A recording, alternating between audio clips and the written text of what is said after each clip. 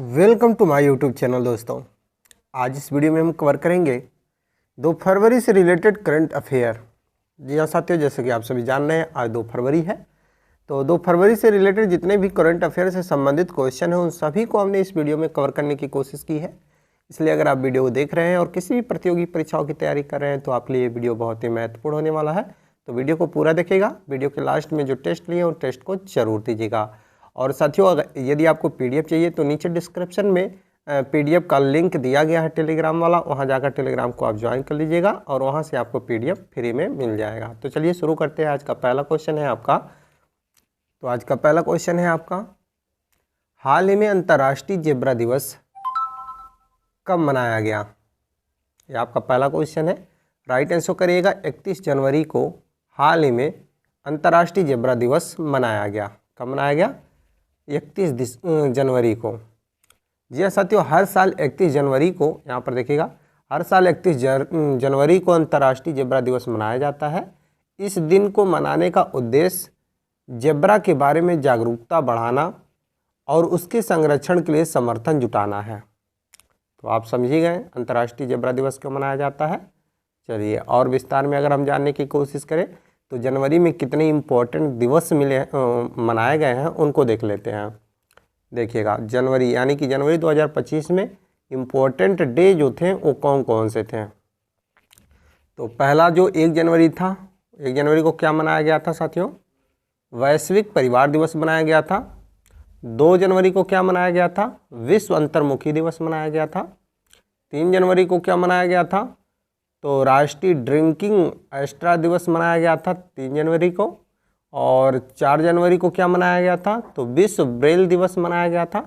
वहीं 5 जनवरी की अगर हम बात करें तो राष्ट्रीय पक्षी दिवस मनाया गया था। 6 जनवरी की बात करें तो साथियों विश्व युद्ध अनाथ दिवस मनाया गया था, यानी कि विश्व युद्ध अनाथ दिवस 6 जनवरी को मनाया गया था। 7 जनवरी को साथियों राष्ट्रीय बाबलहेड़ दिवस मनाया गया था, राष्ट्रीय बाबलहेड़ दिवस। और 8 जनवरी को मनाया गया था साथियों पृथ्वी परिभ्रमण दिवस। पृथ्वी परिभ्रमण दिवस 8 जनवरी को मनाया गया था। वहीं अगर हम बात करें 9 जनवरी की तो प्रवासी भारतीय दिवस 9 जनवरी को मनाया गया था।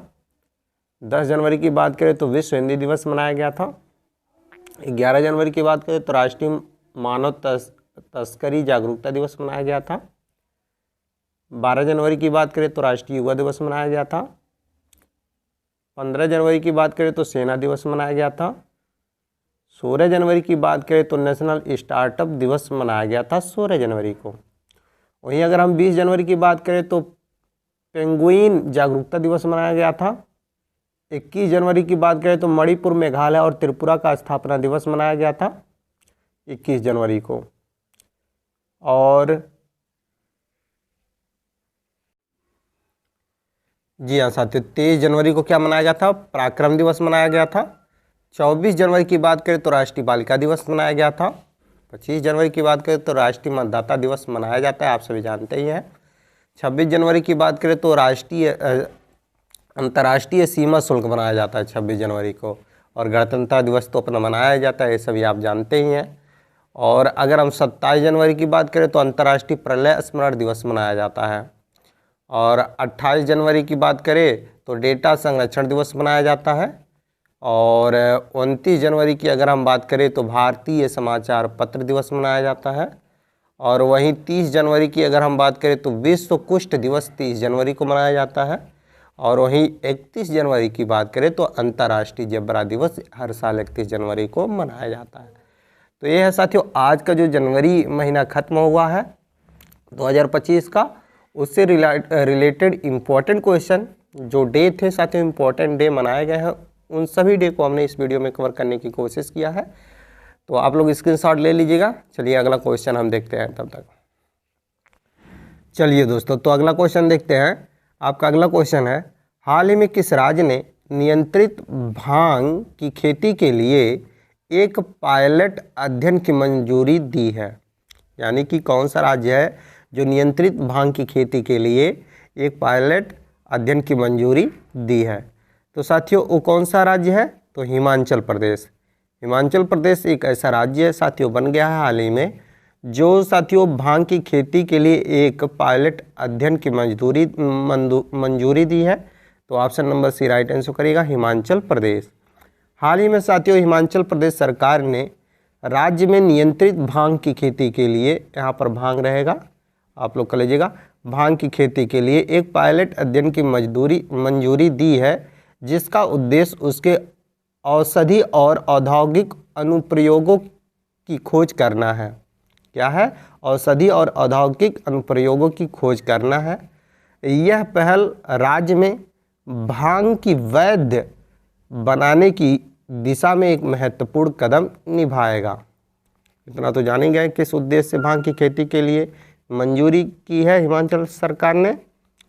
अब एक चीज़ और देखिएगा कि हिमाचल प्रदेश की राजधानी कहाँ है, तो शिमला है हिमाचल प्रदेश की राजधानी।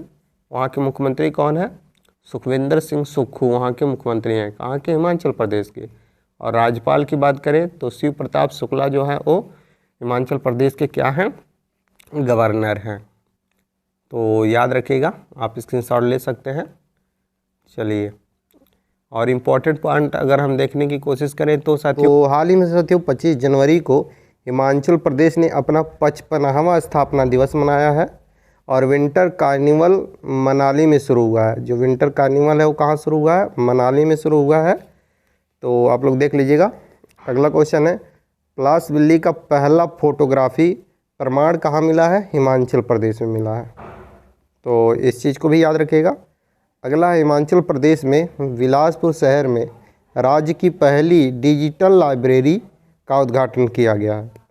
कहाँ पर किया गया है? तो हिमाचल प्रदेश के बिलासपुर शहर में राज्य का पहला डिजिटल लाइब्रेरी का उद्घाटन किया गया है। देखिएगा, अगला पॉइंट है, हिमाचल प्रदेश की सरकार ने महिलाओं की विवाह की आयु को बढ़ाकर 21 वर्ष कर दिया गया। कभी कभी प्रश्न पूछ लेता है कि कौन सा राज्य ने हाल ही में महिलाओं की विवाह की आयु जो है वो 21 वर्ष बढ़ा दिया? तो बताएगा हिमाचल प्रदेश। अगला क्वेश्चन, हिमाचल प्रदेश सरकार ने मुख्यमंत्री सुख शिक्षा योजना को मंजूरी दी है।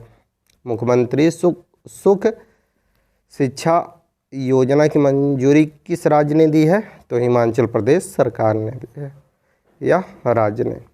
अगला क्वेश्चन बन रहा है, हिमाचल प्रदेश में मुख्यमंत्री बाल पौष्टिक आहार योजना का शुभारंभ किया गया।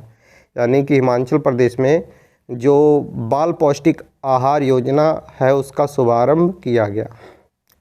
अगला क्वेश्चन, हिमाचल प्रदेश के मुख्यमंत्री ने प्राकृतिक खेती को बढ़ावा देने के लिए नई पहल में हिम उन्नत की शुरुआत की है। किसकी शुरुआत की है? हिम उन्नत की शुरुआत की है। चलिए, अगला क्वेश्चन है आपका, हाल ही में किसने डिजिटल करेंसी बिम कॉइन्स की शुरुआत की है? मोस्ट इम्पॉर्टेंट क्वेश्चन, और इसका राइट आंसर करिएगा साथियों, बिमटेक। बिमटेक ने साथियों हाल ही में क्या किया है? डिजिटल करेंसी बिम कॉइन्स की शुरुआत किया है। तो BIMTECH option number B right answer करिएगा।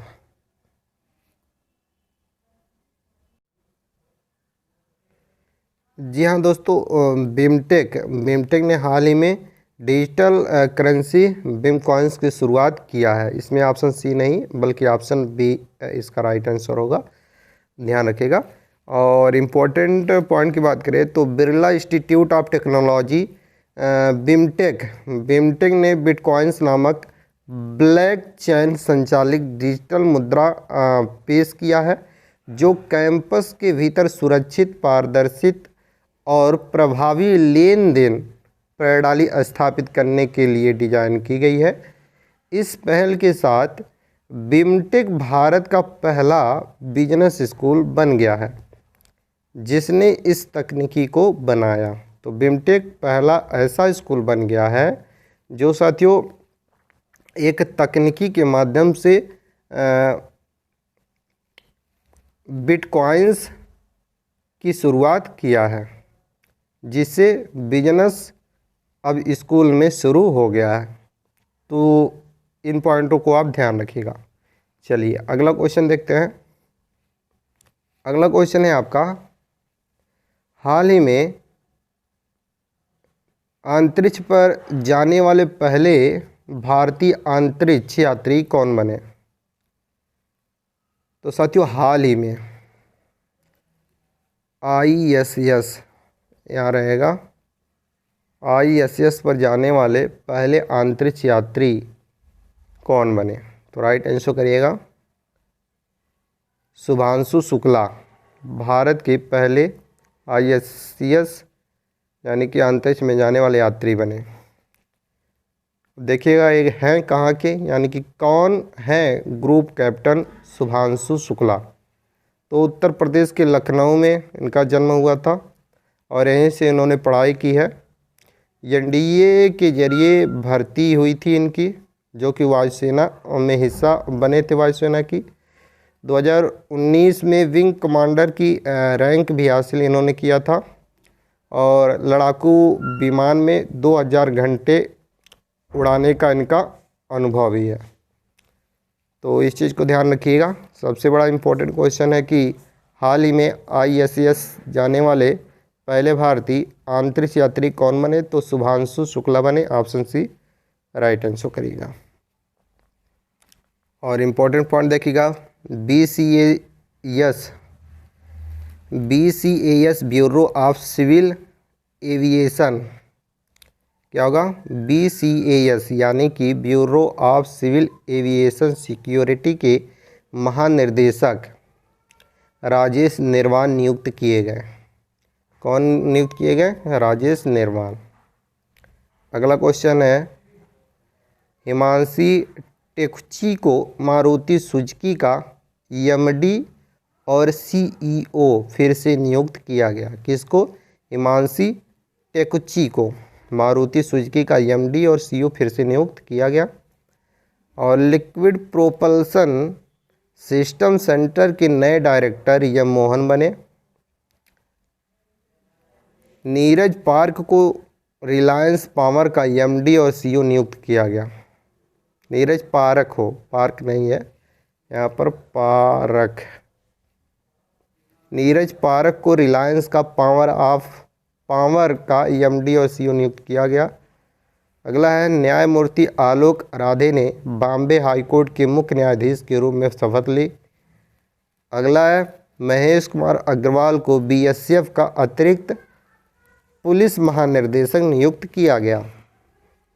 अगला, धनंजय शुक्ला ICSE के नए अध्यक्ष बनाए गए। ICSE के नए अध्यक्ष बनाए गए धनंजय शुक्ला। चलिए अगला क्वेश्चन है आपका, हाल ही में कहाँ महिला उद्यमियों के लिए विशेष औद्योगिक पार्क स्थापित किया गया? तो इसका राइट आंसर करेगा उड़ीसा में। उड़ीसा में हाल ही में महिलाओं के लिए उद्यमियों के लिए महिला के उद्यमियों के लिए विशेष औद्योगिक पार्क स्थापित किया गया है। आप सब में राइट आंसर करिएगा। उड़ीसा की राजधानी कहाँ है? आप सभी जानते हैं भारत में उड़ीसा यहाँ पर है, दक्षिण में एकदम। ये भुवनेश्वर की राजधानी, उड़ीसा की राजधानी भुवनेश्वर है। यहाँ के मुख्यमंत्री कौन है? मोहन चरण मांझी है उड़ीसा के मुख्यमंत्री, और राज्यपाल है डॉक्टर हरिबाबू कंबमपति। ध्यान रखिएगा, यह है उड़ीसा का नक्शा, आप सभी जान ही रहे हैं। इम्पोर्टेंट पॉइंट देखिएगा, नीति आयोग के प्रथम वित्तीय स्वास्थ्य सूचकांक में उड़ीसा शीर्ष पर है। किसमें है? नीति आयोग के प्रथम वित्तीय स्वास्थ्य सूचकांक में उड़ीसा शीर्ष पर है। तीसरा राष्ट्रीय खान मंत्रियों का सम्मेलन उड़ीसा के कोणार्क में हुआ। अगला है, प्रवासी भारतीय दिवस समारोह का 18वां संस्करण भुवनेश्वर में आयोजित किया गया था। अगला, प्रख्यात उड़ीसा कवि प्रतिभा सतपथी ने गंगाधर राष्ट्रीय पुरस्कार से सम्मानित किया गया, यानी कि उनको मिला। अगला, Orissa masters 2025 badminton tournament Cuttack में शुरू हुआ। अगला है, टाटा स्टील ने उड़ीसा के कलिंगनगर में सबसे बड़ा ब्लास्ट फाइनेंस चालू किया। सबसे बड़ा ब्लास्ट फाइनेंस कहाँ चालू हुआ है, जो कि टाटा ने शुरू किया है? तो वह उड़ीसा के कलिंगनगर में शुरू हुआ है। तो ध्यान रखिएगा। अगला क्वेश्चन है, हाल ही में महाकुंभ भगदड़ पर न्यायिक आयोग का प्रमुख नियुक्त किसे किया गया है? तो हाल ही में जो महाकुंभ हो रहा है प्रयागराज में, उसमें जो भगदड़ हुआ था शाही स्नान के दिन यानी कि मौनी अमावस्या के दिन, उसमें जो भगदड़ हुआ था उसका न्यायिक आयोग का गठन किया गया है। तो उसमें किसको नियुक्त किया गया है? राइट आंसर करिएगा, जे हर्ष कुमार को नियुक्त किया गया है। ऑप्शन नंबर सी, जे हर्ष कुमार को नियुक्त किया गया है। अगला क्वेश्चन है, हाल ही में ब्रिक्स BRICS ब्रिक्स युवा परिषद उद्यमिता कार्य समूह की बैठक के अध्यक्षता कौन करेगा? तो इसका राइट आंसर करिएगा भारत, यानी कि ब्रिक्स जो युवा परिषद उद्यमिता कार्य समूह की बैठक हो रहा है इस बार उसकी अध्यक्षता भारत करेगा, भारत। अगला क्वेश्चन है आपका, भारत में सबसे अधिक बजट पेश करने का रिकॉर्ड किसके पास है? राइट आंसर करेगा मोरारजी देसाई के पास। यहाँ पर ऑप्शन डी राइट आंसर होगा, मोरारजी देसाई। ऑप्शन बी नहीं, ऑप्शन डी। तो मोरारजी देसाई एक ऐसे वित्त मंत्री थे जिनके पास सबसे अधिक बजट पेश करने का रिकॉर्ड है। उसके बाद निर्मला सीतारमण का, जो इस बार यानी कि साल 2025 में लगातार 8वीं बार बजट पेश कर चुकी है। और डिटेल में अगर हम बात करें तो इम्पोर्टेंट पॉइंट देख लीजिएगा, साल 2025 में वित्त मंत्री निर्मला सीतारमण ने लगातार 8वीं बार बजट पेश करने का शानदार रिकॉर्ड दर्ज किया है। अब तक किसी अन्य के नाम इतने बड़े लगातार बजट रिकॉर्ड करने का बजट पेश करने का रिकॉर्ड नहीं था। हालांकि सबसे ज़्यादा अगर कोई बजट पेश किया है तो वो रिकॉर्ड है मोरारजी देसाई के पास। उन्होंने लगातार तो नहीं पर कुल 10 बार बजट पेश किया था, तो इस चीज़ को ध्यान रखिएगा। चलिए अगला क्वेश्चन है, भारत में किसने सबसे लंबा बजट भाषण दिया? तो भारत में किसने सबसे लंबा बजट भाषण दिया था? तो राइट आंसर करिएगा निर्मला सीतारमण ने। Option number B.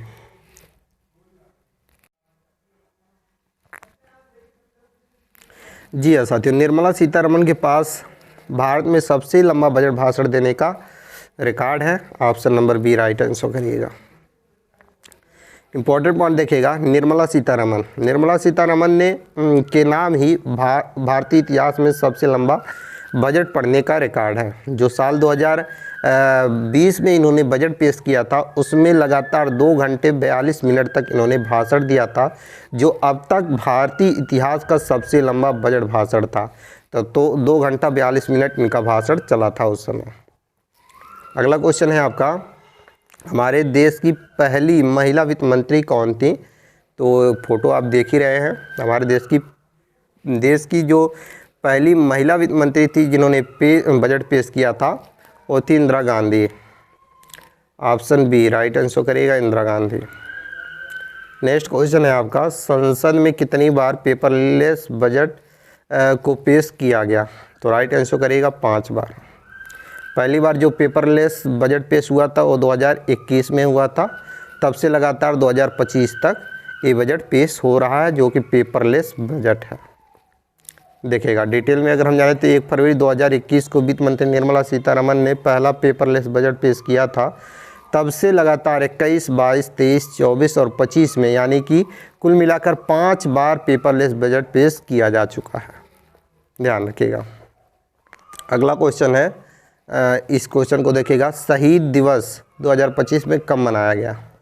तो आप सभी जानते ही हैं 30 जनवरी को महात्मा गांधी जी की पुण्यतिथि पर शहीद दिवस मनाया गया है। तो option number A right answer करिएगा। शहीदी दिवस भी इसी को बोलते हैं साथियों। इम्पोर्टेंट पॉइंट देख लीजिएगा, शहीदी दिवस 30 जनवरी को मोहनदास करमचंद गांधी के पुण्यतिथि को चिन्हित करने के लिए मनाया जाता है। 1948 में नाथूराम गोडसे द्वारा महात्मा गांधी जी की हत्या का प्रतीक भी माना जाता है 30 जनवरी को। इसलिए हर साल 30 जनवरी को शहीदी दिवस के रूप में भी मनाया जाता है। महात्मा गांधी जी का जन्म 2 अक्टूबर 1869 को गुजरात के पोरबंदर में हुआ था। तो इन पॉइंटों को आप ध्यान रखिएगा क्योंकि हर एक पॉइंट आपके एग्जाम के लिए इम्पोर्टेंट है। चलिए अगला क्वेश्चन है, किस ओलंपिक पदक विजेता को भारत का नया विदेशी भाला फेंक कोच नियुक्त किया गया है? तो इसका राइट आंसर करिएगा साथियों, भारत का नया विदेशी भाला फेंक कोच नियुक्त किया गया है। तो option number B right answer करिएगा, संगई मकारो। याद रखिएगा। इम्पोर्टेंट पॉइंट की बात करें तो एथलेटिक्स फेडरेशन ऑफ इंडिया ने 2 बार के ओलंपिक पदक विजेता सर्गेई मकरोव को भारतीय राष्ट्रीय टीम के लिए नई विदेश भाला फेंक कोच के रूप में नियुक्त किया गया है। किसको किया गया है? तो सर्गेई, यहाँ पर सर्गेई मकारो। तो दोस्तों ये था आज का लास्ट क्वेश्चन। उम्मीद करते हैं आप लोगों को हर एक क्वेश्चन अच्छे से समझ में आया होगा और जितने भी इम्पोर्टेंट क्वेश्चन थे करंट अफेयर से रिलेटेड 2 फरवरी से संबंधित, उन सभी को हमने कवर करने की कोशिश किया है। तो अगर अभी तक आप वीडियो को लाइक और चैनल को सब्सक्राइब नहीं किए हैं तो प्लीज़ वीडियो को लाइक और चैनल को सब्सक्राइब जरूर करें। वीडियो हेल्पफुल लगा होगा तो वीडियो को अपने अन्य साथियों के पास शेयर जरूर करें ताकि उन्हें भी इस वीडियो के माध्यम से कुछ हेल्प मिल सके। चलिए इसी के साथ मिलते हैं नेक्स्ट करंट अफेयर के साथ नेक्स्ट वीडियो में। तब तक के लिए जय हिंद।